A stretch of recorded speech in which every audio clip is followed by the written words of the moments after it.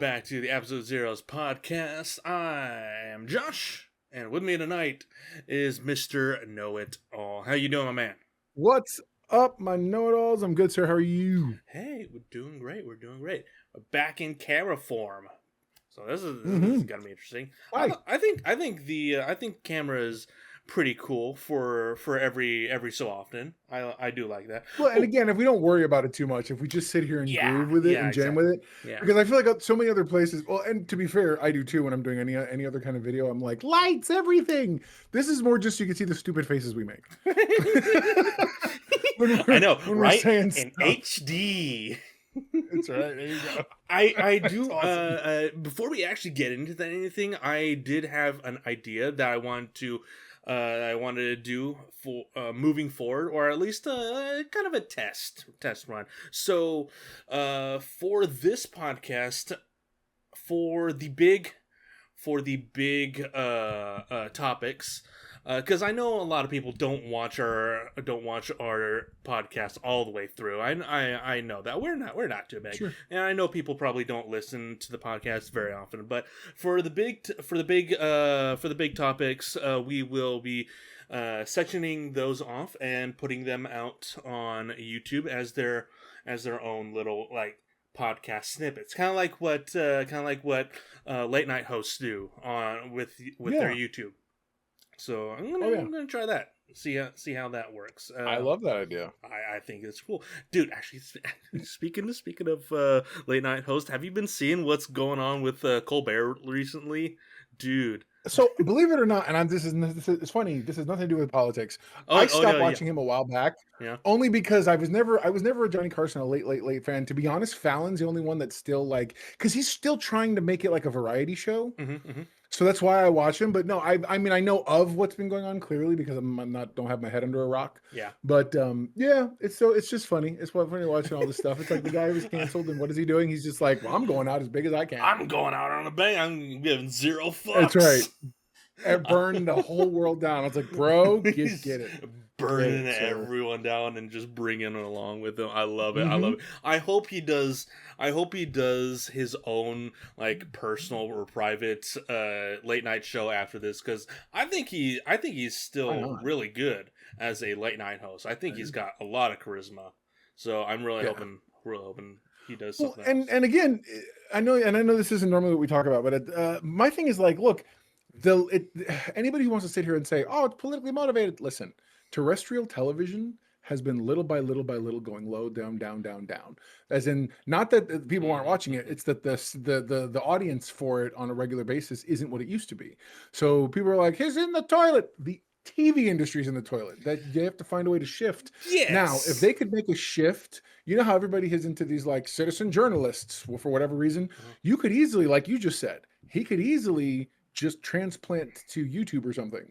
And though everyone wants to poo-poo that, you bring however many viewers that he believes he has, and you have an audience, a decent audience. Oh yeah, he could easily be big.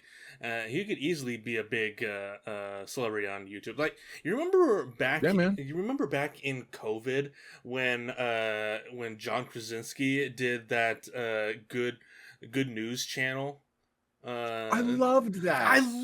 Dude, I love that so much. It was so creative, so personal. Creative. He didn't do anything really major with it. He was just giving us the good news because we were in the dark times.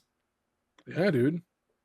But it was amazing. It was a wonderful thing that he did. Yeah, it was. It was great. But yeah, you're saying television is in the toilet. People aren't watching cable anymore. Terrestrial TV, right? Terrestrial TV, and I think if they made the shift, because here's the thing: everyone gets their news from someplace else other than TV anymore. TikTok. So I'm using news as an example. Yeah. And because you could easily take that same format and say, hey, you know what? Big giant network company, why don't you just flip your entire studio setup, set it up for live streaming, and just go online, go on the internet. Now, as people watch, you still can sell your advertising space. You still can get your audience. The metrics are the same. You're just doing it yourself instead of doing it through the YouTube algorithm.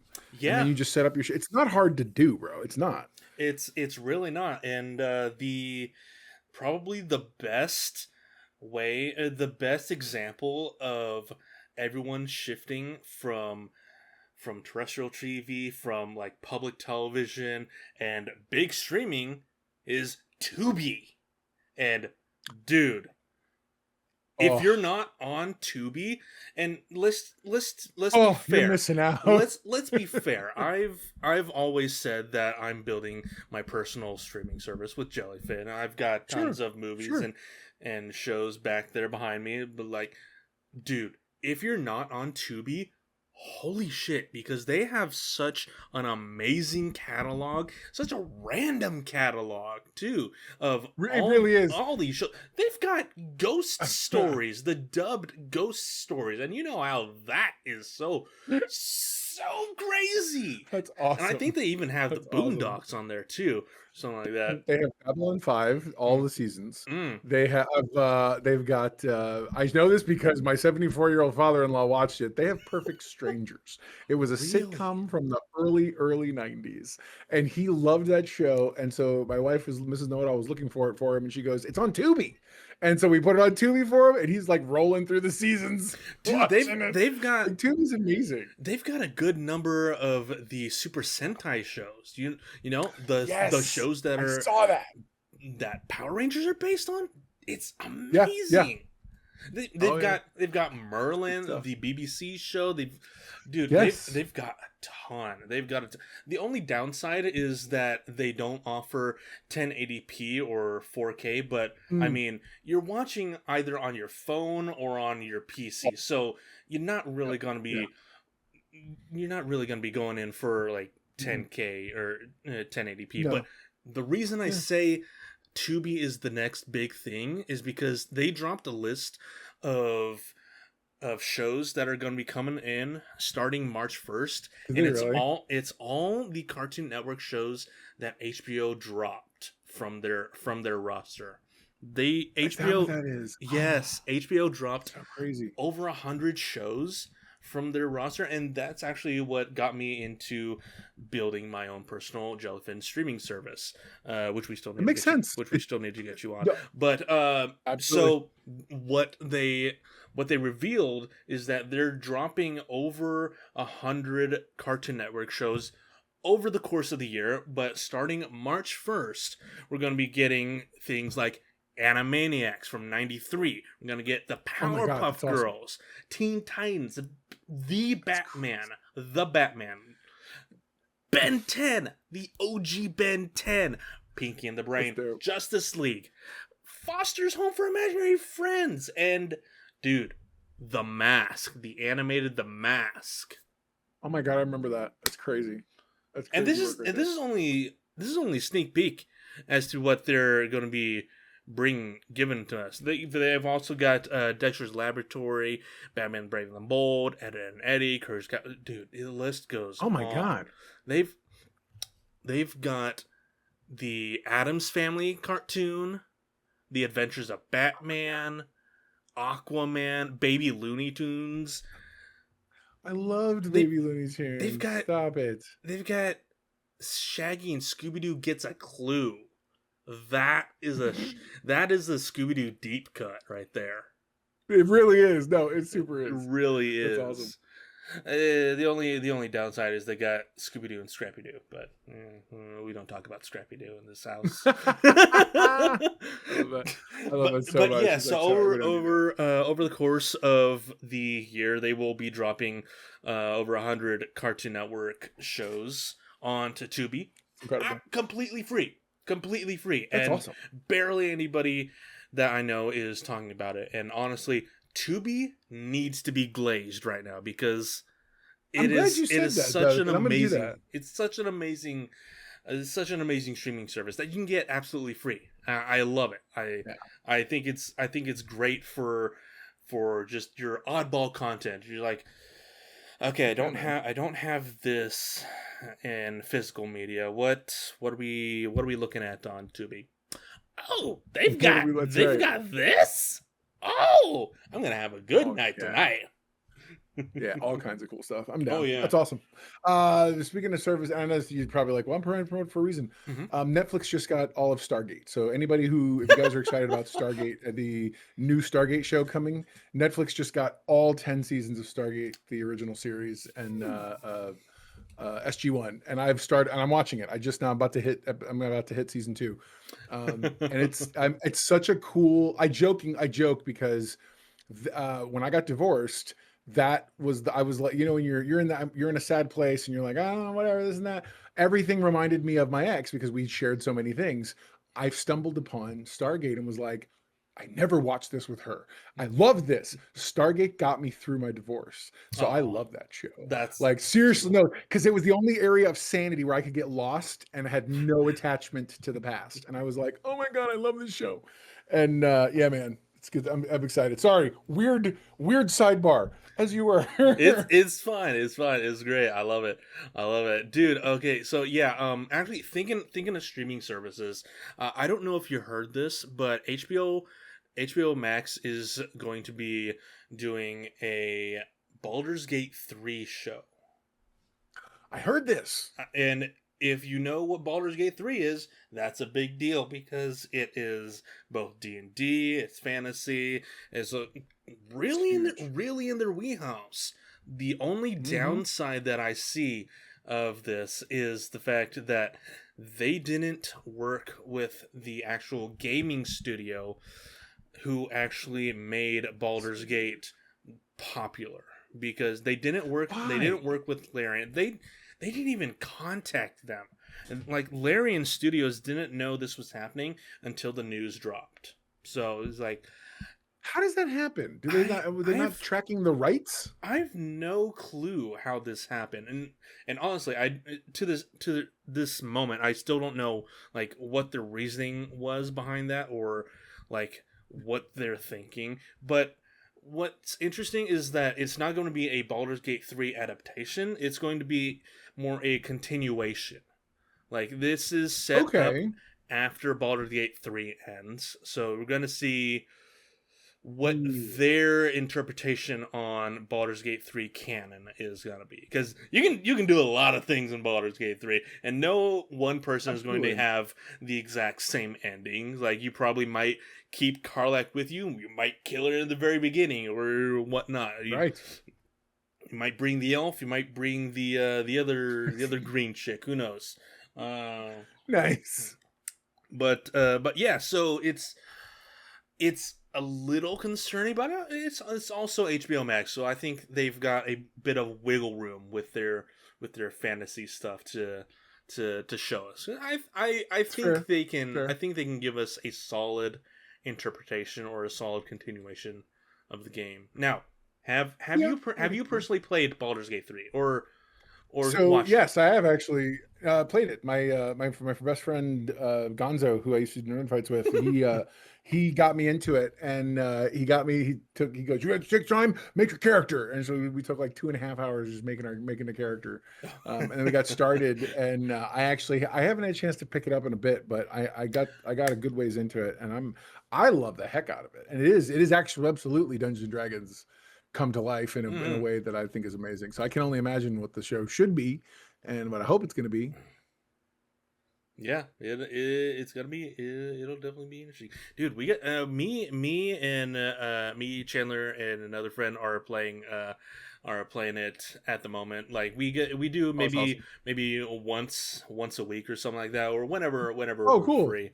Dude, yeah, it's so much fun. I've actually before this playthrough that we're doing, I actually only got like an hour into the game, because you can either play by yourself or you can play with a group of friends up to 4. So like I tried to play it myself. So like I kind of want to do this with friends, so I just kind of waited. I waited. Yes. And dude, these shenanigans that we get up to is like, why are we even going along with the core story? Let's just be murder hobos. That's it. Murder hobos. And what's even more hilarious is that we're just a triplet We're triplet dwarfs. Really? Yeah, we're all three of us are dwarfs. We all got the Awesome. same last name. I'm Durin dwarf, the Durin dwarf. Yeah, you are. Good time, sir. I love Yes, that. sir. Oh I my love god. it. It's fun. It's hilarious, and we have lots of laughs, and we like to scream at each other for making stupid mistakes. It's like, why did you Are there any other charge? kinds? Yeah. Why did you charge? We're trying to investigate this over here. It's It's the it's best. hilarious. So yeah, I'm looking forward to the game, or I'm looking forward to the show, but I also got a bit of why'd you do this? So hey, we'll see. Actually, thinking of HBO. Did you hear that George R. R. Martin has backed off the House of the Dragon show Yeah. because Yeah. of I creative did hear that. differences? He was focusing Yeah, that's what I heard. Which I'm focusing like, on when you have the something Knights of as the Kingdom.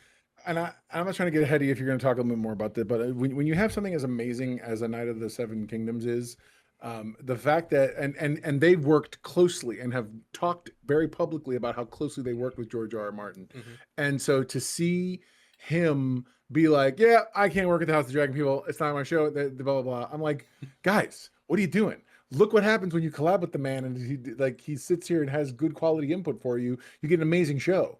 Why are you doing this? So, anyways, we'll see though. I'm down. I'm down. We'll see what the third season holds. Yeah. I still haven't seen the second season just because of people saying it's a bit of a dip from the first season, which I love the first season. It So was. It was kind of. I was. we'll Yeah. I was we'll see. surprised. Yeah. But I've been enjoying Night of the Seven Kingdoms Oh, so far, and so good. dude, it's So really good. good. Can't wait Are for you the are you next. up to date? No, no, Are you I'm up to date not. on it? First Okay. episode. First What episode. episode you on? First episode. Oh my god, dude. Watch it. Mm, It's so good. yeah, Watch it. It's so good. I'm not gonna say nothing. It's great. I love No, but egg. it's I love the egg. only thing I'm gonna tell you right now, the only thing for me is that watching I'm not spoiling a thing. Mhm. Watching the most recent episode, there was a moment that I legitimately burst into tears because I didn't realize I have been missing a good guy story. I've been missing seeing a non-ironic, not an anti-hero, not the reality of how horrible negative things are, which bad stuff happens in the show. I'm not saying it doesn't, Mhm. but it's just such a one. I'm just like, oh my god, where has this kind of storytelling been? And it's just, man, it just got me so pumped that I was just like, I had no other. It was like the emotions railed up in me so much. It wasn't that I was like emotional, like I'm crying. It was more like I don't know what to do with this, and I just like burst into like, oh my god, why is it so amazing to me? You know what I mean? And it's such a Yeah. good show. You need to watch it. I can't wait to talk about it on the show after you've watched it. Oh yeah. I'll give you all my live reaction updates whenever I watch it. You know It'd be great. how I It'd be am. great. Actually, No, totally. you know what? Thinking of fantasy, just being deprived of good guy material Yeah. and whatnot. Comes the question, and also this is a good lead in from D&D as well. Are are we failing fantasy adventure movies or just adventure movies in general? Because I've got a very good example of what I'm thinking of.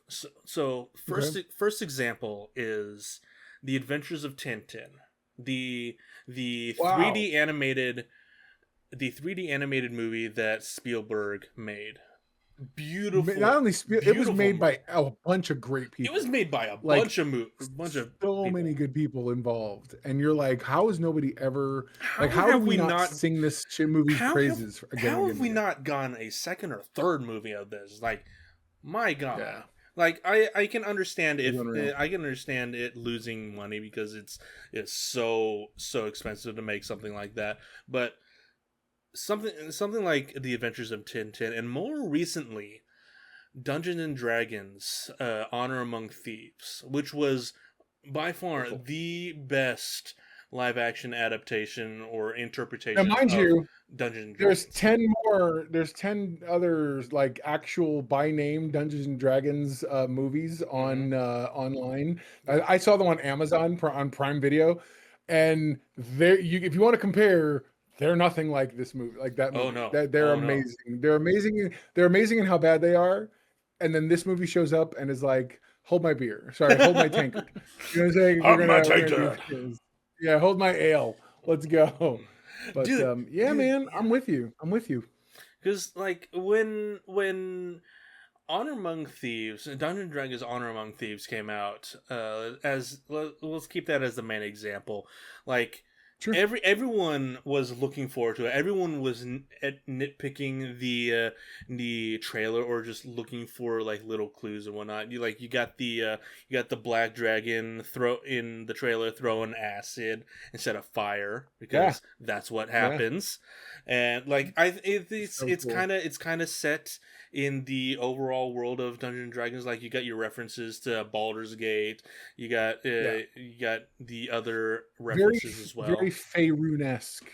Faerun being the classic, like their default land that they play on. But yeah, it's very much like that. And Especially when you think it's like Water Deep and stuff, and you're like, oh yeah, my gosh, all those names. It's great. and then you got hilarious character names like Jarnathan. I love that. Jarnathan. It's like, oh, we're not Yeah, going dude. with Jonathan. It's Oh, it's so good. Jarnathan. It's so This is good. great. So yeah, when this movie came out, everyone I know went to it, went and saw it, enjoyed it, loved it, and we all thought it was going to be the next big thing. But like here we are, a few years later, and I we know. still have no update on anything going for it. What and happened to Jonathan? what happened to Jonathan? My poor boy. My poor flying eagle boy. Oh no. Oh no. Totally, It's legit. like the movie, it wasn't high stakes. It wasn't a high stakes No, it was a D&D adventure. yeah, it was a D&D adventure. You had your shenanigans with the digging up the corpses and just trying to ask them 5 questions, them getting the first 5 so completely wrong. That hit me And so close to home it was because like it was you've so been in hilarious. that scenario. Mhm. Yeah, It's like, that's amazing. was that a question? Yes. She's like, no, wait, I'm talking to you. Stop it. Don't Awesome. don't answer a question unless I answer. Okay. Yes. It's like it was great. It's like it's the fantasy adventure movie that we all didn't know we needed, but we got. Oh my, And so then much. we still haven't gotten any update on anything further because apparently it didn't do as well as they were hoping.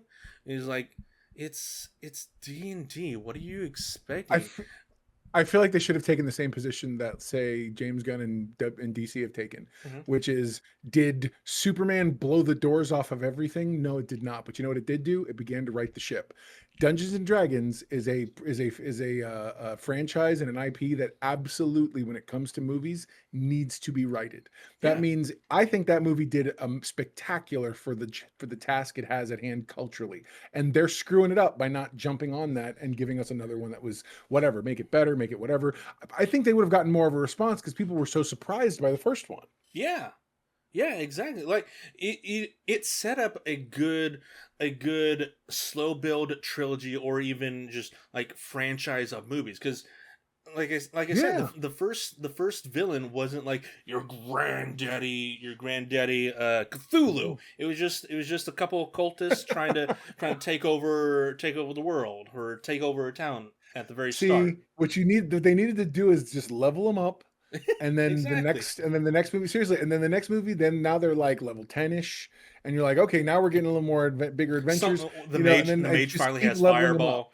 Yeah, give the mage Keep a leveling them fireball. up Yeah. until finally you bring in new characters, and the old ones are now the like heroes that they have to like measure up to. You know what I'm saying? What happens in a game?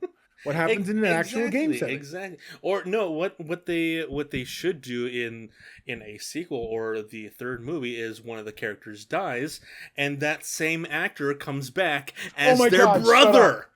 Shut up! That's brilliant. Oh my god, that's so. I'm going to die. That would be so awesome. Oh. And some Hey, dude how's it literally going? I'm their brother. Yeah. And you're like something like that would absolutely happen in a D&D campaign. It's like it's hilarious. Or what a lot you gotta of wait people... like 20 like 5 minutes in movie or 10 minutes in movie, and because that's how long it takes. Like someone's over there making a new character, and it's exactly. Like what the heck, man?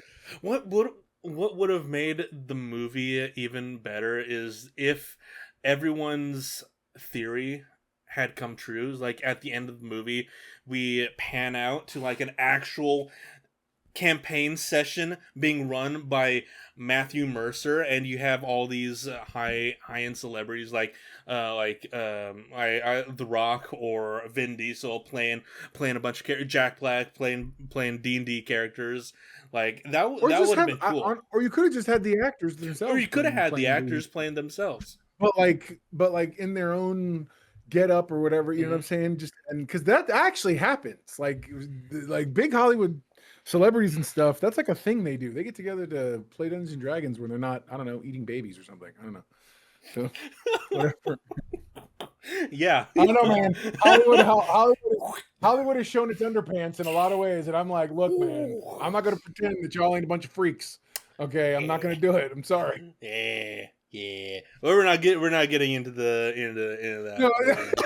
But yes, yeah. So yeah, like the fact that we haven't gotten any update on the D&D movies is a tragedy, and just like if you look at the movie list, the movie slate that we have this year or the past few years, we haven't really gotten any solid adventure movies. Like what was the last good, like really good adventure movie you saw in theaters? Because I don't really remember, and you can't really say Indiana Jones is a good IP for adventure anymore, because the last two movies weren't great. No. I mean, don't get me wrong. I love the idea of the time destiny or whatever of destiny, the idea of it, and especially the point where Indiana Jones is thinking about staying in the past. Yeah. Totally respect those kinds of decisions. They should have been made a decade ago. Like those choices should have happened a long time ago, and we should have gotten it then, and I'd have been fine with it. And in fact, I'd have been fine if he would have stayed back in history. Yeah, and then I would have been like, "Oh, that's dope. That's classic. That's so Indiana Jones. That's exactly what he would. That's exactly what he would have done." But Harrison Ford is old as fuck. He doesn't give a shit about the character or even Han Solo now anymore. He's an actor. He's always been like, I don't know what half that nonsense is, man. They hire me to say lines on a page, and I do them the best I can, and people happen to like it. He's a phenomenal actor in what he loves to do, but it's like in these big IP properties, he's just like, yeah, whatever. Let's do this. So I mean, like, it kind of showed. It kind of showed in this, and the fact that the last Indiana Jones movie rumored to cost $300 million, and it was like, where the hell did that money go? It's like I have no clue. So I don't like, is the adventure genre is the adventure genre dead at this point, or limping to the finish line? Okay, so I'm going to give you a real answer, and it may take me a second, so stay with me. Yeah. I don't think it's dead. I think the problem is that superhero movies have messed up what we think these kinds of movies are supposed to be, mainly because they borrow elements. And by that elements, I mean popular elements from action adventure. You've got setup and character, and you've got this, you usually have these series of different set pieces and stuff. I mean, if you were to line up, say, Pirates of the Caribbean and an Avengers movie, there's very similar structure. Okay, setup thing happens, inciting incident, bunch of events, blah blah blah, and then poof. Now they have a big giant fight that's got to be, and it just builds and builds and builds and builds. It's Yeah. very anti the Netflix model, according to Matt Damon. And so I feel like but as a result of that also, by the way, it's restructured a lot of how those things are thought to happen. Hmm. So we don't see like that's why when you watch something, that's why something like Star Trek is having such a hard time, because it's trying to reinvent itself. Fantasy, you asked the question, are we doing a disservice to fantasy? I think we are.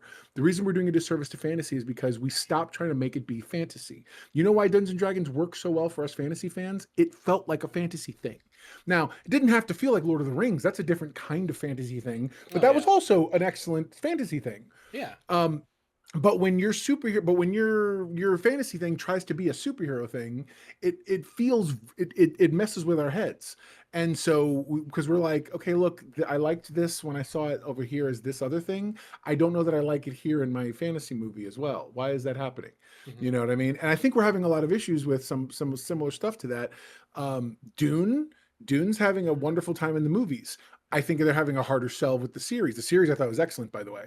But I mean, it's a harder sell because now you're having to take a much longer thing that in the movies has a certain language and make it feel shorter. And so they're trying one thing. So again, I feel like we need to take each thing.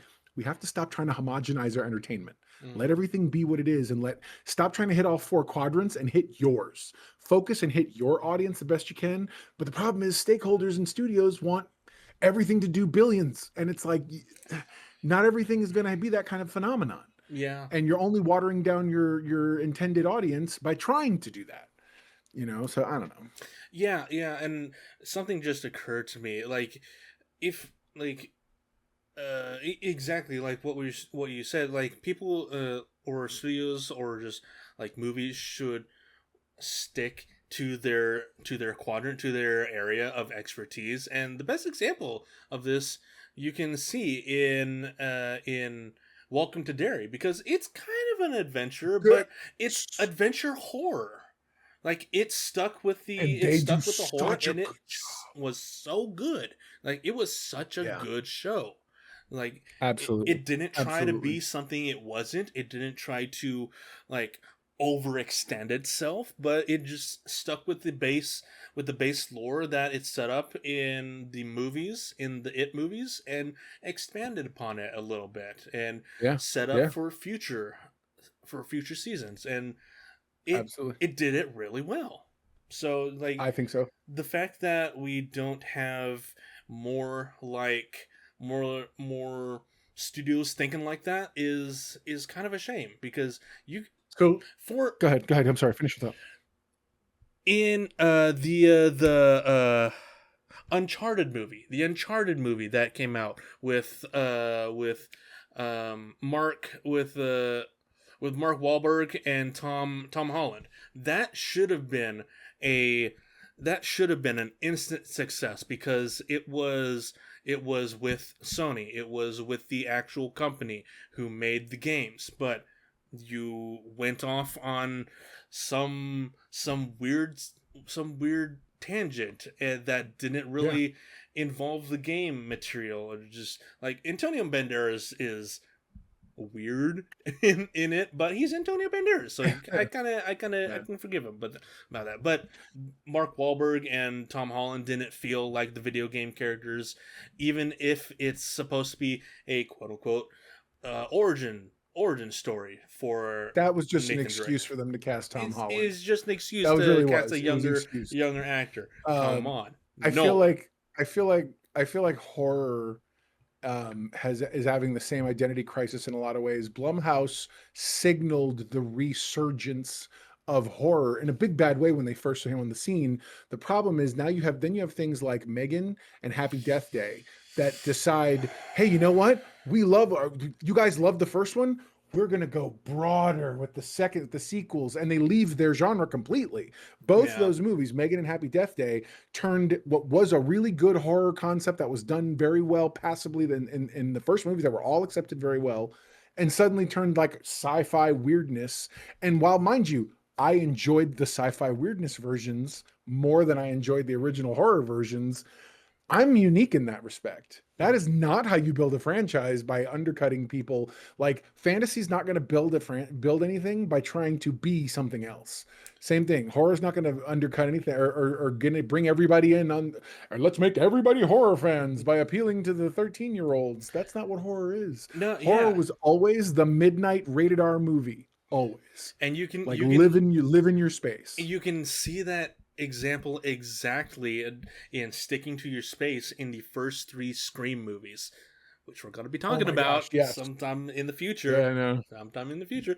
Dude, the first three Scream movies were great because they stuck to their guns. They were a testament of meta-ness in the horror genre, and I think that's kind of what Kevin Williamson is trying to bring back in Scream 7. So hopefully that movie sticks to that as well. But I'm just really glad that he's back. But yeah, you can see what happens when you stick to your strengths with like the Scream movies. It's like you can see what happens when you stray out of them with like the sequel movies of horror. Excuse me. So yeah, it's a real shame that movies have gone to the point where it's like it's basically all either superhero movies or just independent movies that aren't doing very well. So it's like you really They're not nearly as well as they should. not I mean, not nearly as well as they should, because there are a lot of good movies out over the course of the year, but not a lot of people either have the time or the money to go see it. It's like another good example is like Iron Lung. Iron Lung did bank at the box office. It made triple, almost quadruple its money in the first week, and like Markiplier did amazing. He stuck to his gun. He focused on what the core game was about, and like he did really well with his audience. And so like things like that need to make a resurgence. Like we need the adventure genre to come back, and I think it is going to come back. Like I think it's going to come back with The Mummy 4. Like that's already started in production. Bro. I'm really looking forward to the so most beautiful adventure couple to be back. I hope that they I hate to say it, but I hope that they pretend that the third one didn't exist. Me and too. Not because the third one I didn't like it, but the third one didn't have Rachel Weisz in it. And Rachel Weisz, and you know why she didn't do it? Because she said that she didn't think anybody would believe she was old enough to have had a child. And I'm like, well, now you ain't no choices. So here you go, man. Like, now you're all definitely old enough. So let's see one last adventure. Still got it. You still got it. Totally. Oh yeah. Oh my absolutely. Gosh, totally. Absolutely love it. Yeah. Dude, I do hope that that adventure movies make a resurgence, kind of in the vein of the original Indiana Jones movies, or just like the Goonies, because the Goonies were great. And I would love to see. I'm not looking forward. Give me a sequel to the Goonies. Give me a sequel to the Goonies. I thought they were making it. I thought they weren't. I've been hearing rumors for a while. I don't know, man. I want it so bad. I really do. But I think the only way you do it is you somehow have the you have the original guys and their kids fall into something similar. Yeah. And but especially if you can do it in the vein of almost do it like National Treasure 2. Like clearly your family is, oh, you guys are that family, you're those families. And now it's like, but then and like your kids have grown up in the shadow of all that. You don't want to have any of this, but then it's just falls in your lap. Very, very John Watts style. You know, I would love to see National Treasure is another good example of adventure movies, and they were great. I loved them. But yeah, so really hoping that that they make a comeback sometime soon. Why hasn't somebody gotten Nicolas Cage to at least voice over a History Channel series about like the founding fathers and conspiracy theories around them? Just hearing him do that type of like I say Indiana Jones-esque because, you know, every now and again Harrison Ford would explain historical stuff and it'd be kind of interesting the way he did it. Nick Cage had that same energy when he would just be like, "Oh, you got to remember, it's about this thing and blah, connects to these people and this other stuff." You would be like, "Oh my god, I'm fascinated, dude." The History Channel, call him. He Dude, ain't doing much. Nick Cage is off on his own, doing his own thing. I saw an interview at like a convention, comic convention. One of the questions was like, would you ever join the MCU? He was like, aren't I already in the MCU? Because he did Ghost Rider as well. But he also says like, the MCU doesn't need me. I don't need the MCU. I'm Nick Cage, man. And That's dude, right, dude. he's off doing his own thing. He's having fun. Like he made Willy's Wonderland, that little adventure, that little that horror was such a good. That It was like a such pseudo good Five Nights at movie. Freddy's. It was. He so didn't good. say a thing. He didn't. So good, but like was awesome in it. It was awesome. You made what's that movie he did with Pablo? Yeah, but the unbelievable weight of extraordinary talent or something like that. Like the extraordinary weight of unbelievable talent or something along those lines. Yeah. That was really so good. good. He plays a caricature of himself. He does. God, he did a good job. He did such a good job. Like he just bought into the whole concept. And then Pedro Pascal is that like adoring fan who is just like also happens to be a very dangerous narco guy. You know what I'm saying? But he's like, but I love Nick Cage and he wants to be in this thing. You're like, dude, what are you doing? Like, dude, what's your favorite movie? Crazy like concept. Paddington 2. Paddington 2. Dude. Fantastic. And then they're watching it. I stand by him. Paddington 2 is one of the best movies of all time. It really is. Awesome. But what even more crazy is that now Nick Cage is doing Spider-Noir, the television series or the limited series for Amazon. Yeah. And dude, it looks great. It looks great. I thought it was supposed to be legit. I thought it was supposed to be animated because he came in from across the Spider-Verse movies. I thought that's how it was supposed to be, but no, it's live action. I want to see if they try to end it that way somehow. Like if they try to end it with him getting sucked into the Spider-Verse world. Can you imagine that level of connectivity? Either I don't know that if Sony's or capable, man. Either that or it's after and he's just off on his own little adventure. Maybe he'll make a reference like in the show to like, oh yeah, my friends. If it's after, he has to have the Rubik's. He has to have the Rubik's Cube. Oh, be so dope. Be so crazy. What's cool is the fact that this isn't just in color, or is not just in black and white, which was the original pitch. It's also in color. And what's cool is that it's not a color production turned black and white. It's a black and white color, or it's a black and white production that also captured everything in color on another camera. So it's legit 100% black and white and true color production. So it's great. It's great. It's not like those fake black and white productions that you see. Those fakers. Okay, like Logan, they just made it black and white. Put it in there, you know what I'm saying? Still love the black and white version of that, but yeah. Absolutely. So I'm looking forward to this. this. Filming in black and white is very different. Yeah. Because when you film in black and here's the reason I say that. When you feel people don't understand this, and I'm again as somebody from the film industry, I'm gonna let you behind the curtain for a second. Explain. When you film in black and white, you have to choose things that communicate color in a very unique way. Old black and white movies, a red dress had to signal it's a red dress. Do you know what color the dress actually was? Green. Because somehow green and black and white looks more like what our brains want to say red looks like. And red always looks too dark. It looks like dark gray. Yeah.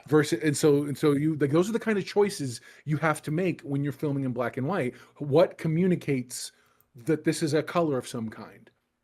And when you do it the other way, you just kind of go, whatever, we're going to lower the saturation, play with the contrast and make it look interesting. But like that's an art form. So the fact that they did that speaks volumes to, one, how seriously they're taking the project. Two, gives way credibility to the whole concept of the noir. That noir wasn't just a hook line or something. They Yeah. took it seriously, and I'm down. I'm totally down for that. Yeah, same. Exactly same. Like I'm really looking forward to seeing this show twice, because I'm definitely going to be watching it black and white. I'm going to be watching it in color as well. Yep. Like, dude, which one you gonna do first? I'm black and white first, obviously.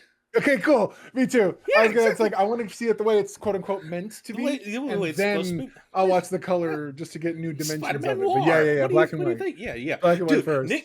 Nick Cage. Look, no, obviously this isn't Peter Parker. This is Ben Reilly. No. So yeah, it's like I forget the origins of Spider-Noir. Was he bit by a spider, or does he just have like noir? No, he was bit by a spider. He was bit by a spider. Okay, yeah. So it's just okay. So it's just the like traditional like web slingers like. Yep. I can remember. So yeah, Ben Reilly is the actual character of Spider-Man Noir. That's who Nick Cage is portraying. And dude, he has his black cat in this. I love that. And I don't get why people are poo or are going against the race swap of black cats. Like, it's not a race swap. It's the character. It's the character, black cat.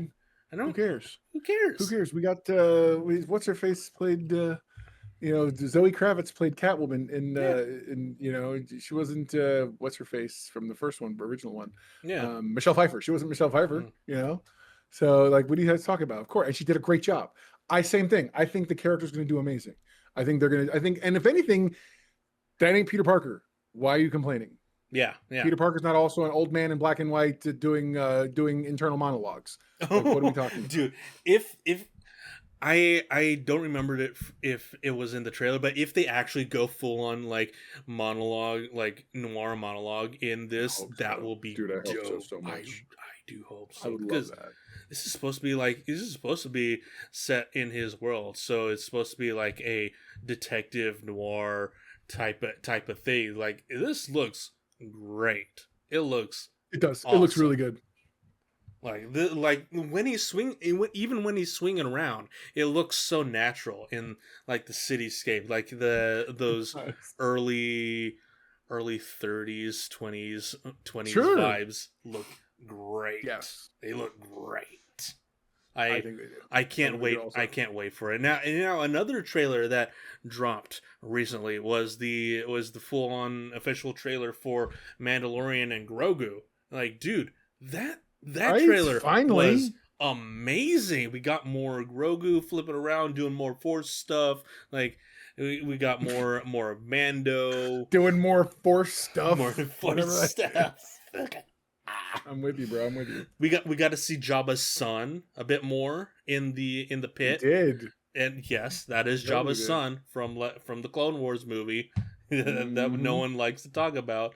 But dude, we got to see Embo from the Clone Wars. Yes, I was not expecting that. Yeah, I saw that. I was like, I knew I recognized him from somewhere, and then I saw later on it was him, because I was like, I know this character from somewhere. Ooh, and just because it's been so long since I've watched Clone Wars, and I was like, where the heck is it? And so yeah, when he shows up, I was like, that's awesome. Dude, I was freaking out cool. when we saw and when we heard Zeb in this. Like, dude, yes, he looks and sounds amazing. I think so. So looking forward to this. And then you got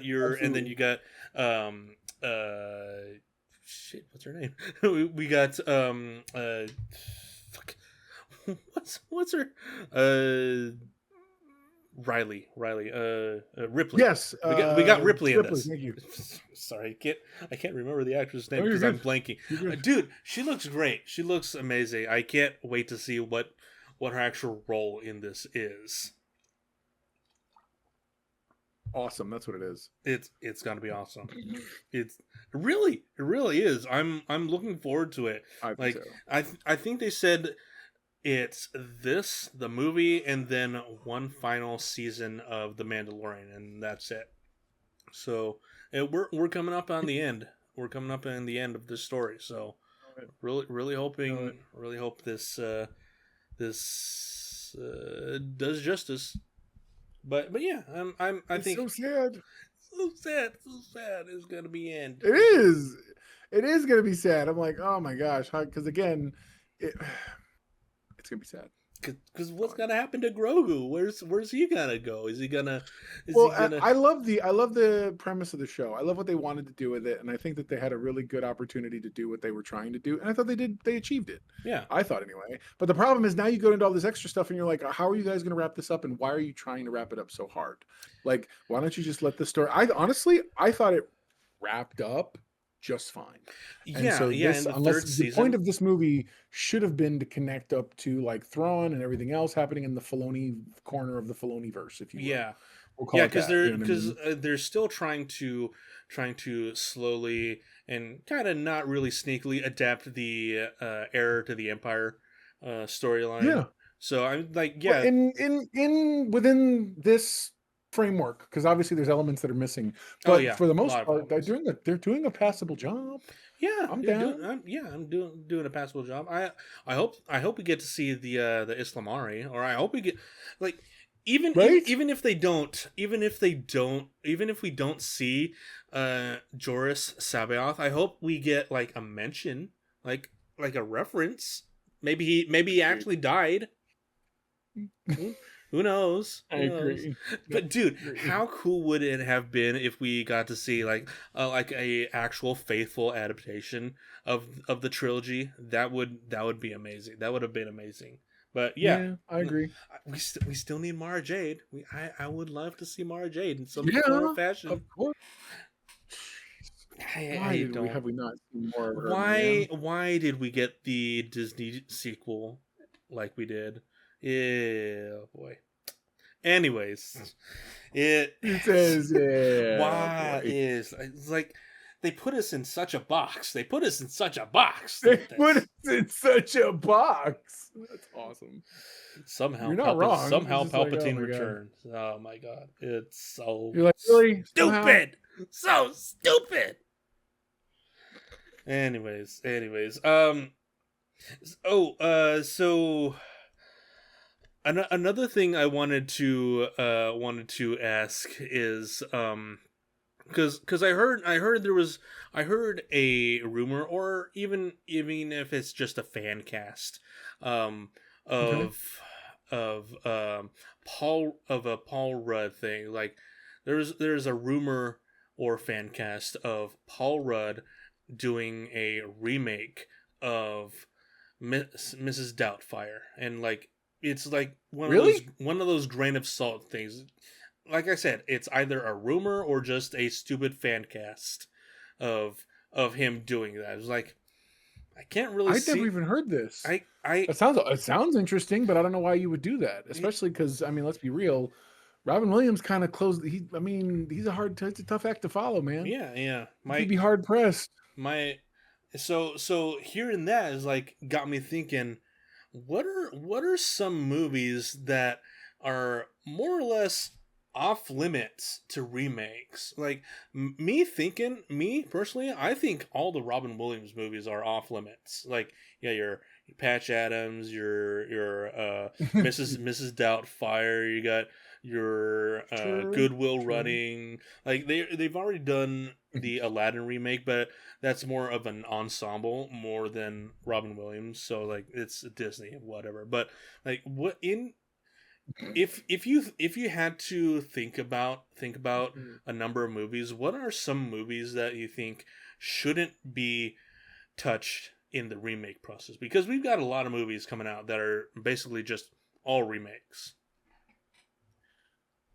I think Back to the Future is holy. I Yeah. think any attempt to remake it, you only risk damaging because all we're ever going to do is compare it to the original. Mhm. And everybody, like right now, they have a series they're doing on Peacock of The Burbs, and I'm sorry, and The Burbs is and I'm sure they're like, who remembers The Burbs? The Burbs is a very like iconic movie for its time, Yeah. and the fact is, all I see is how this is like that Will Smith Fresh Prince remake. You want to make it dramatic. The only way you do anything with Back to the Future is, and that I see them trying to, and they ruin, is but if you try to go the opposite direction, because you can't ever make it compete with what it was. So you try to do something that's super earnest and like gritty, and you're like, why? Stop it. Nobody wants that either. That's called going the CW route. Well, because you're right. Oh my God, you're right. But the other thing is they're going to try, like for instance, they would try to cast somebody to be a new Doc Brown, and they'd pick somebody either goofy or someone who's purposely doing an affectation. Versus Christopher Lloyd was pretty much just himself, bro. Yeah, in that thing. I mean, he's a wonderful actor, but like he wasn't crazy over the top. You know what I mean? He was just being, and it was just that kind of casting you can't. That's lightning in a bottle, man. Yeah, I feel like that's totally for sure. His chemistry with Michael Fox was so amazing, and the fact that Michael Fox wasn't even their first pick in production. Like, they had exactly. They had someone else already on it, and just like it wasn't working, so they had to recast and just reshoot a lot of things. So like, yeah, Back to the Future is definitely one that should not be touched, and I'll even go so far as to say they shouldn't remake Indiana Jones. Like, they shouldn't remake the first the Indiana Jones. Like, they can continue. I say they can continue the Indiana Jones line or IP, but don't remake those adventures. Don't remake them. Go young. Like, do like. If anything, remake young Indiana Jones, or like do something in that vein. So, I feel like the problem the risk you run into is them the Laura Crofting of it. By that I mean, so the games tried to go back and prequelize, and so what did the shows do and things like that? The animation, they did something similar, and they did a shift. The problem when you make that shift is it stops being the core thing. Yeah. Okay, I don't need to see how Indy got his whip, how he got his hat, which we've seen, but I need to see those things. Okay, what I need to see, honestly, I'm more with you in that. Let's do some similar to what I've been saying about Star Trek. Let's do other adventures in the universe. You want to make him maybe his first adventure is just after he got his first job at the university as a professor. So at least you get him in that era, and now it gets to be where he learns those rules he's always telling the kids: don't go, X doesn't mark the spot, blah, blah, blah, whatever else. You know what I mean? Stuff we know that'll be down the road, something different. And it doesn't all have to be supernatural in origin. It can be just because he went on a ton of missions without that nonsense. So why not? You know what I mean? And they even make callbacks to that. Say, hey, yeah, this culture says you robbed their graves and blah, blah, blah, this and that. So maybe that's what we see as those kind of adventures. There's a world in which you do that and stay, and you can even have between the seasons, have them be like, all right, I'm supposed to be going to meet this guy in China for a thing, or in Bangkok or whatever for a meeting. Now we know between seasons, whatever, that's when that adventure happened. Yeah. You know, the Temple of Doom or whatever. But we don't do Temple of Doom because we've already done that. Stay away from those things. But then go afterward. Like, there's all kinds of stuff. Not to mention Nazi Germany. You can do all kinds of fun things about what they were looking for. All kinds of things. And there's real life crazy conspiracies about what they were into in terms of what Hitler was into. So like, why not? Like, why not have fun with it at least if you're gonna do something? Yeah. Let me think. Another one, I guess you could say. Don't remake American Psycho. American Psycho is another good one, because I feel I'm going to ask why. I'm not saying it's not. I think Christian Bale is amazing. But go ahead. I have a thought after you're done. I feel it captures Christian Bale in his most bizarre, his most psychotic state. Like, it shows a side of him that he doesn't really show, or the acting side. It doesn't show a side that he does on any other movies. Like, it's one of those movies where it's kind of a snapshot in the time it was made. It's a really good Okay. horror movie that I don't think could be made nowadays. Like you could try, but I don't think it would be done successfully. Yeah, I agree. I instantly have another movie, but I'm going to let you do say what you're gonna So say. okay, so one, it's based on a book, and I think if someone were to do it, you'd have to do something. You have to. The reason I say you have to have someone who was willing to take the book very, very much more literally and much more. You have to go in a different direction. Yeah. Probably have to go genuine horror, not this weird sort of horror comedy that they ended up doing. And the idea was the director wanted to specifically very satirize the content because the book is already a satire of itself already. There's already a lot going on there. Mm-hmm. So they wanted to go over the top and they really worked hard with Bale. They created such a unique version that I think the only way you do this is to do what I said don't do with Back to the Future. You go much more earnest because the books is satire by nature of what the book is showing you. Yeah. The movies, they went over the top because they wanted to make sure people knew that they were not glorifying that lifestyle. Do the opposite. Actually glorify the lifestyle the way the book does. Like literally take the thing and say this is this yuppie life of these kinds of characters and these kinds of people, and then see where that can go in and of itself, and how, you know, I feel like there's a world in which you can pull that off passably. And so I don't see. I think if you're trying, I know what you're saying though. The stigma behind like that's such a unique. It was such a unique movie that it's very difficult. Even the second one with what's her face, Mila Kunis did not work out as well. So yeah, I guess I'm with you. Go ahead. So the other one that I thought of while I was talking about American Psycho, Tropic Thunder. Tropic Thunder is is a movie that I don't think could be remade or even replicated in a sequel today. I agree. I don't think you could. It's just like is I one think of those. and I'm not even talking about the content. I'm not even talking about the content. Yeah, I'm talking at the time it hit. It was a sweet spot in terms of what societal think was willing to accept as comedy. Mm-hmm. And well, mind you, I think the universe is kind of starting to heal a little bit, and that people are starting to get a little more thick-skinned and less sensitive, and we're starting to really kind of find our funny bone again. Yeah. But I think you're right. I don't think that specific movie in that specific way could ever really work. Yeah. It's one of those comedies that it's one of those comedies that is making fun of itself and Hollywood at the same time, and just doing its meta take on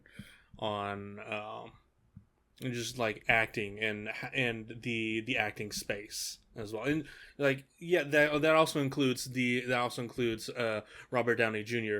being blackface, doing blackfaces. Like that was a comment on the acting industry, is like finding black actors in itself. But then he does such a good job.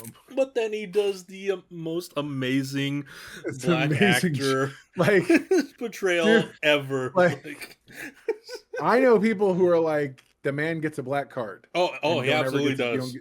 Nobody gets to and I'm like, how did this happen? Because he did such a good job.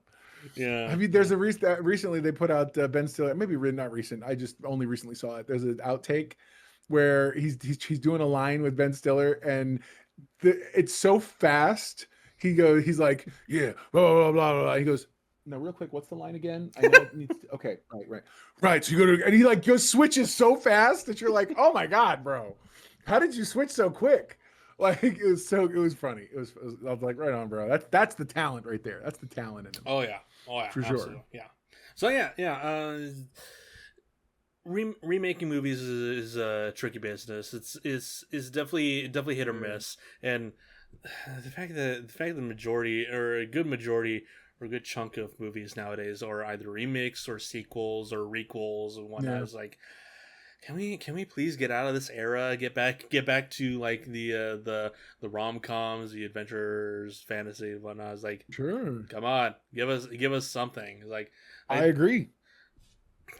Yeah, seriously. Like I even think that's kind of what Angel Studios was trying to give us with Solo Mio, the Yeah. movie with Kevin James. Like I heard it wasn't great, but I think that's kind of what they were trying to give us, little palate cleanser in the like the horror month, because February is like.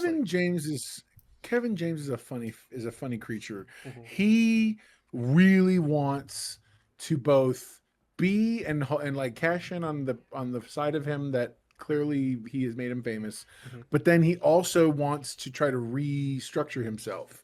Like there's a thing, and I'm not talking about the one where he's with Alan Richardson.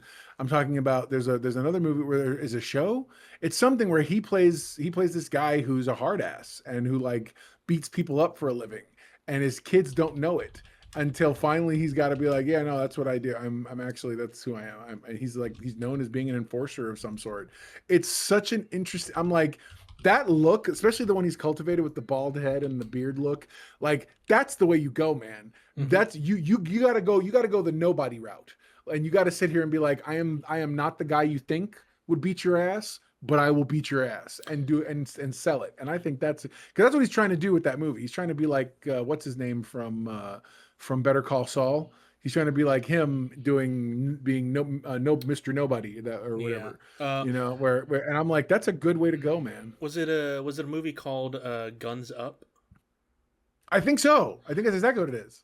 2025. Yeah, Kevin James, mob enforcer Yeah. movie. Yeah. Okay. Yeah. Yeah. So, because yeah, people.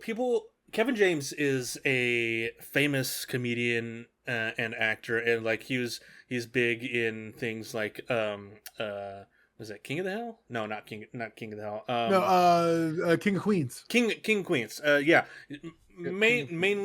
mainly known for that. Also, Paul Blart, the Paul Blart movies. Like he was a mall cop. So I've seen him try to venture out of his comedic niche and try to do more dramatic roles, or even or romantic movies, or even rom-coms. It's like this was kind of his testing ground, I think. But it's kind of a tricky business, because once you're once I agree. you're once you're known to be a comedic actor, that's mostly all you're doing. Or just if you're the rom-com guy, as Matthew McConaughey was back in the day, that's all you were known Yep. for. And so like what I think Kevin is trying to do is something along the lines of what Matthew McConaughey tried to do, like focus focus his career on something else. But what Matthew did was he cut himself entirely off of Hollywood and just waited almost 2 years until he got something that he was really looking forward to. So it's gonna be interesting to see what he does moving forward. I think Kevin James has the acting chops to do more serious, more grounded roles. I agree. I So agree. I think him trying to do more family friendly stuff like Solo Mio, or just like Well, the mob remember enforcer that stuff. movie? Well, Remember when he did that drama about the two brothers who were going to fight and who were going to box or whatever? I do not. Oh my God, he was so good in Oh that. wait, And it's one of those things. And he's a uh, teacher. He's a teacher who's got to end up no, who's no, it, fighting it his own was brother. was Wasn't that him? are you thinking of Here Comes the Boom? Yes.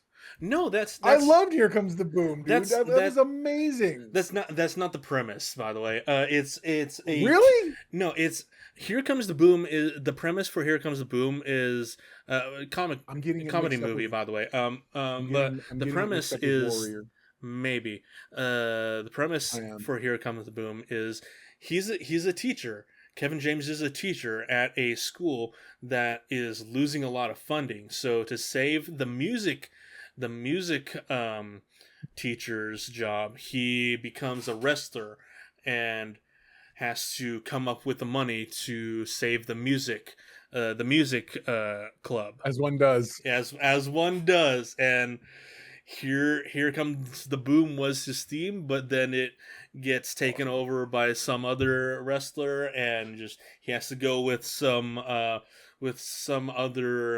arrangement that was chosen by the music director, and it's hilarious. He's like, Here what is comes the boom. happening? I think it's something like 2008 or 2009 it was, but Yeah. definitely a fantastic movie. Definitely check it out if you haven't seen it. But yeah, I think Kevin James moving away from comedy, or at least trying to do that, is a good thing for him, because a lot of comedic actors have those real dramatic chops, like have those action chops as well, I think. So I think he can do really well in that space if he finds the right property. I agree. Yeah. I agree.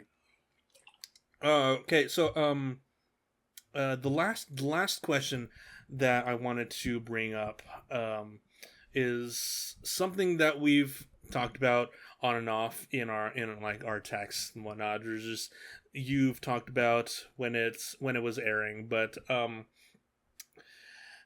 did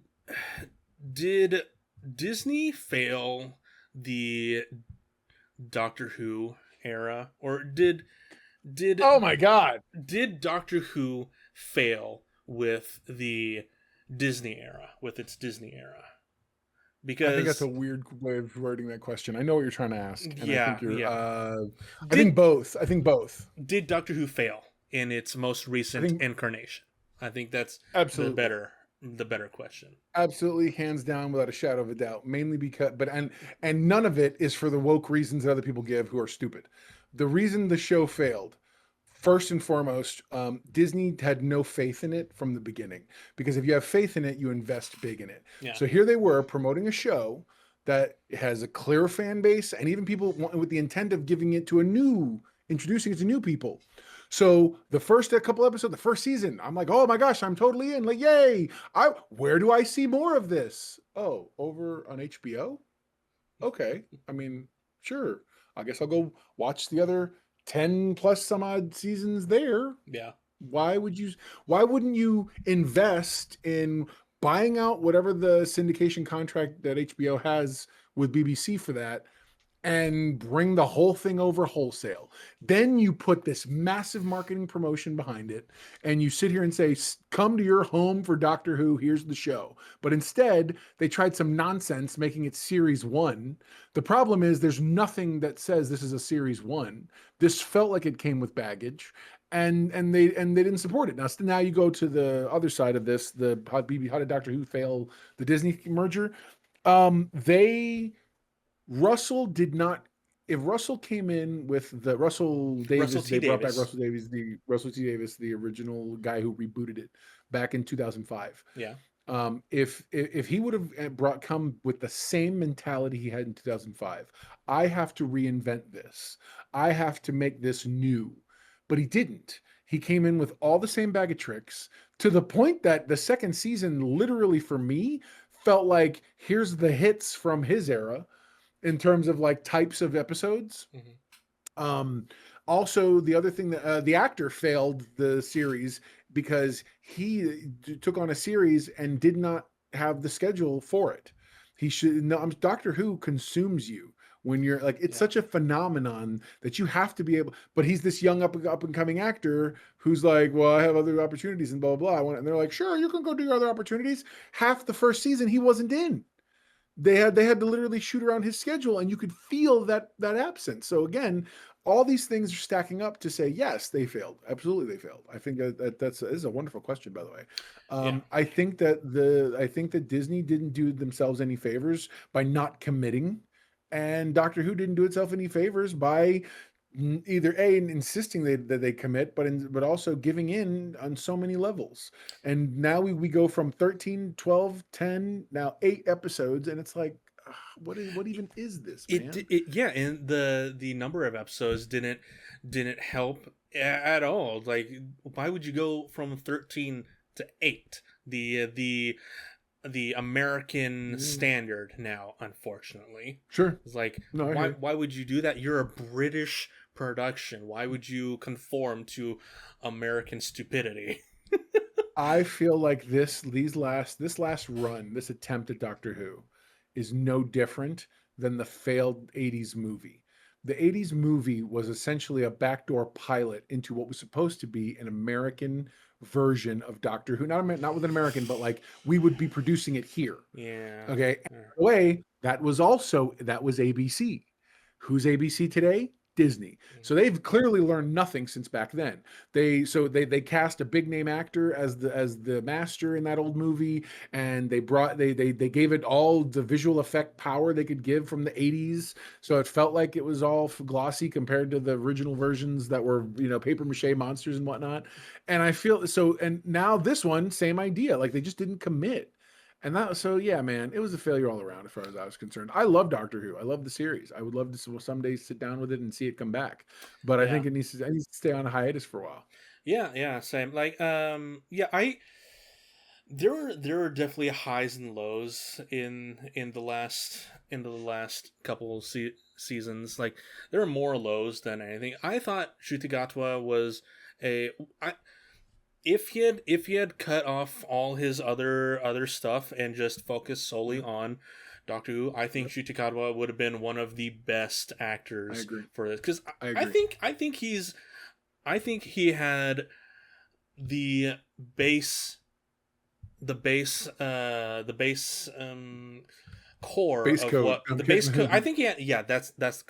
I think he had the base code of what the Doctor was. Like, I think he had the comedic chops. I think he had the dramatic chops. Definitely had the dramatic chops for it. But absolutely, I think his failure as the Doctor wasn't, again, his fault. Like I always say, the failure of Jodie Whittaker wasn't her fault. It was the writers. It was the writers. It was the production or the studio that failed the actor, because the studio is supposed to support the actor in making them be the best version of what they're supposed to do. Like Jodie in her first couple episodes, I think that's exactly what they were trying to do with Jodie, support her in bringing her be the very first female Doctor. But over the next few episodes in the latter half of season 1 and over the next few seasons, I think they just really diverged massively to what Doctor Who actually was, and they just the Timeless Child was so stupid. Bringing back the Master was stupid. And then they did the same. Just got lazy. They did the exact same thing with Ncuti Gatwa and his. I thought the Christmas special that they did with him and what was her name? Rose, not Rose. Yeah. Was it Rose? I think it was, and they yes, but not yes. With him and her and his female companion, the Christmas episode with the goblins, the Christmas special with goblins. I thought that was a great introduction. But after watching the behind the scenes, you can definitely see where they already knew each other and they were trying to ham up the we just ran into each other a bit. Like they're trying to capture the getting to know each other for the first time when they already knew each other. And that wasn't even the first episode that they started production on. I think the first episode they started production on was the episode where it was all her. It was all the female companion, where the one where the Doctor didn't even show up. Yep. You are correct. And I don't know I thought the mystery with the Ronnie was interesting. Like it was an interesting mystery, but everyone figured out what it was from the first glimpse of her. So like. Well, and that's the problem, is it was so predictable in a lot of ways. And by the way, that's both Russell's fault in a good and bad way. With his fault because he educated us and we understood the nature of things that were important to him and we understood how the world works and everything else. Bad in that we understood all those things, and thus we didn't fall for it. We were just like, oh, well, clearly, because we knew his vibes. That's why I said he didn't change any of the playbook from 2005. He came into it like it was Buffy the Vampire Slayer again. You know what I mean? And that's Yeah. because that's how he went to the reboot. He a long time ago, he had an interview where they asked him, where did he come up with the idea for how the 2005 should go? He's like, I said, let's look at TV around the world, better shows, like that we've moved forward in storytelling. And he cited Joss Whedon and Buffy the Vampire Slayer was a huge inspiration for how to run the Monster of the Week setup for Doctor Who. And I'm like, that's smart. It was smart then. Yeah, I feel like the show is ready for a new turn. And by new turn, I mean, and everyone's going to hate me when I say this, the same way Star Trek realized that you have to do more than just independent episodic episodes. You got to give us story season arcs. You have to give us something to tell us somewhere. That's how intelligent we are now as viewers. We love a story. That's what they needed to have done with this. And that's exactly what happened with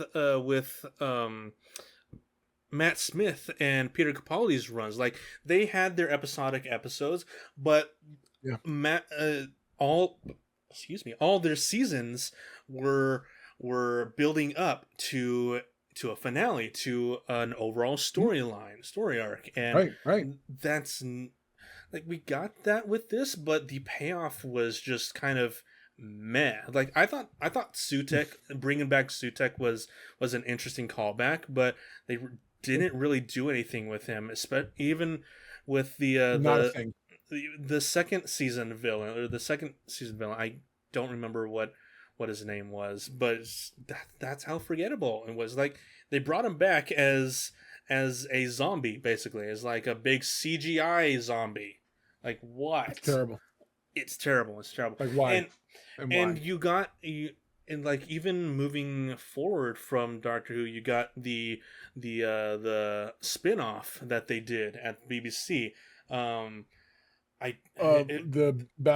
War Between Land and Sea. War Between Land and Sea. Like, I heard people watching that and like, this is literally Aquaman, but the bad version of Aquaman. You saw it? Yeah, I saw it, and I did not review it because I don't review things I don't like. Oof. And I felt like I would just be punching down at that point, because it wasn't, because they'd already had a bad Doctor Who, and to me, I was just like, well, yeah, of course this is going to suck also. Yeah. And I'm not going to. And there's I thought a million it was supposed reasons to be a movie why it wasn't good too. I think it was originally, and then it became more than that. It became bigger than that. The story they wanted to tell or whatever. And then, not to mention, now we have to deal with the fact that we're going to be reintegrated with characters that have been affected by that. Yeah. And it's like, but I don't know. It's, yeah. I thought the whole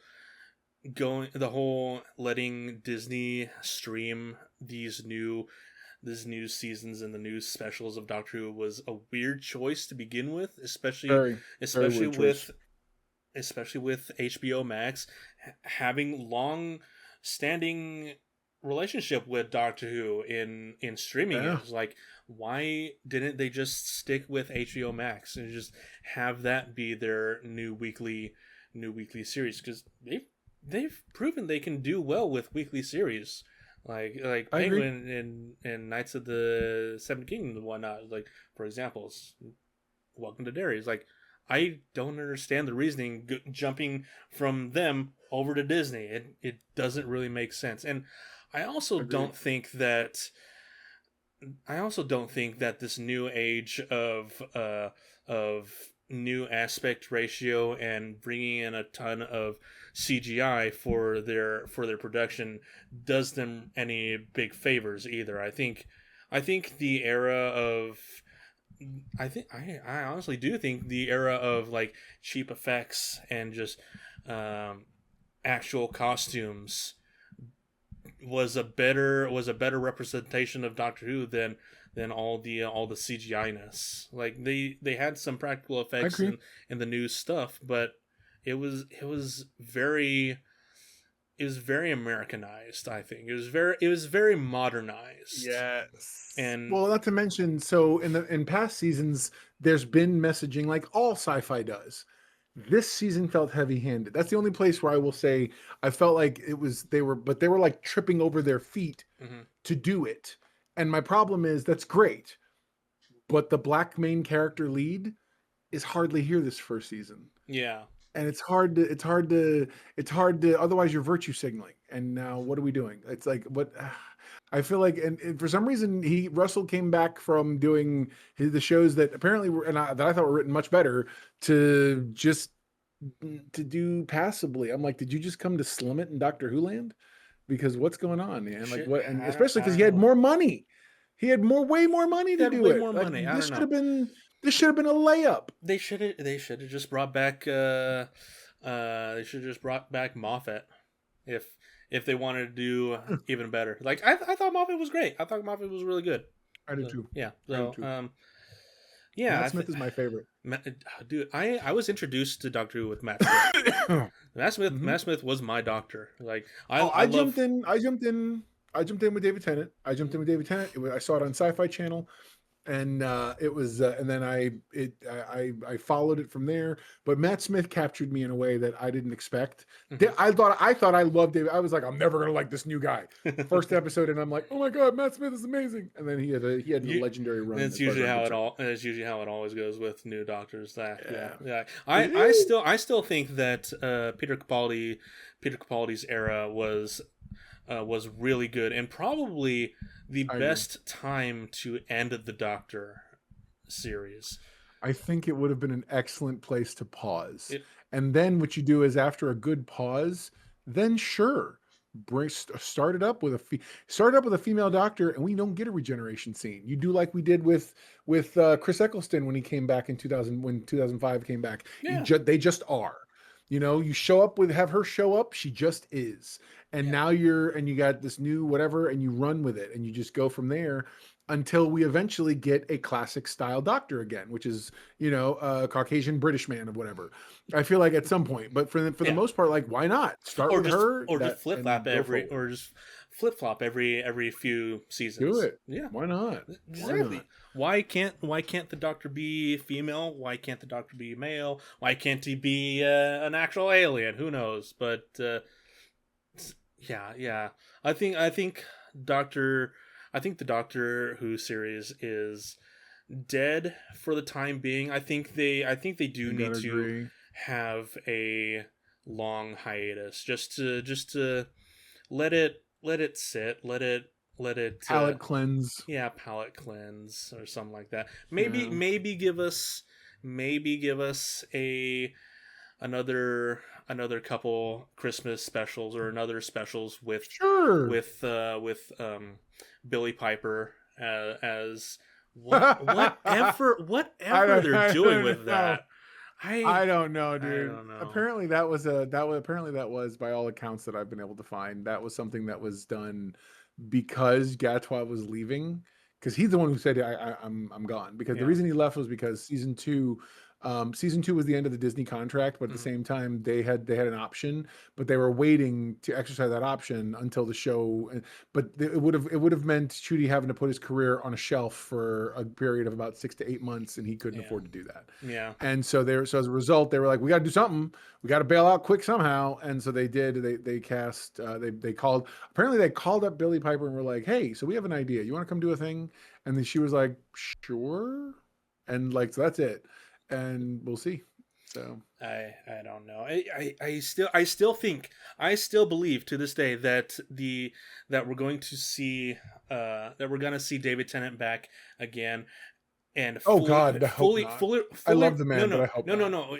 I still think we're going to get him back and fully regenerate traditionally into Ncuti Gatwa, because or something else or someone else, because I still think that bi-generation is a form of the Doctor coming back in time to give his younger self a break. Because I still think the bi-generation thing is dumb, but it could be explained in that kind of way. Yeah, and I love what he said. I think it's dumb, but no, that's all of us. We're all fans. We're Yeah. like, but, We're all and we try fans, to, yeah. we do our best to do mental gymnastics to try to make it make sense. We're trying You're to just like, justify everything. It's like this is totally. stupid, but they could have done blah blah blah blah. Yeah, it's Yes, it's yes. right. I love Doctor Who, but yeah, it's these past two Doctor runs have just we really need a palate cleanser after this. So yeah, I agree. I'm hoping they do something soon, or just officially put it on the shelf for the next decade or so, or something like that. But yeah, I agree. I think Doctor Who as a franchise is just kind of over at the moment. Like it was back in the 80s, 90s, and like that. They stopped. Yeah. We got a resurgence in 05. So like I hope that's what happens, if that's what needs to happen. But, yeah, man. But yeah. All right. Well, I think that is where we'll end the show for tonight. Mr. Know-It-All, thanks for coming on. It's as always, it's a blast. It's a blast. And dude. Hopefully everyone enjoyed the podcast. Hopefully you guys enjoyed seeing our lovely faces again. Yeah. We'll see you guys again in the next episode. Hopefully in 2 weeks. So as if schedules allow. So yeah. Thanks for coming, guys. Thanks for joining Mr. Know-It-All, and we will see you guys again in the next episode. Bye bye.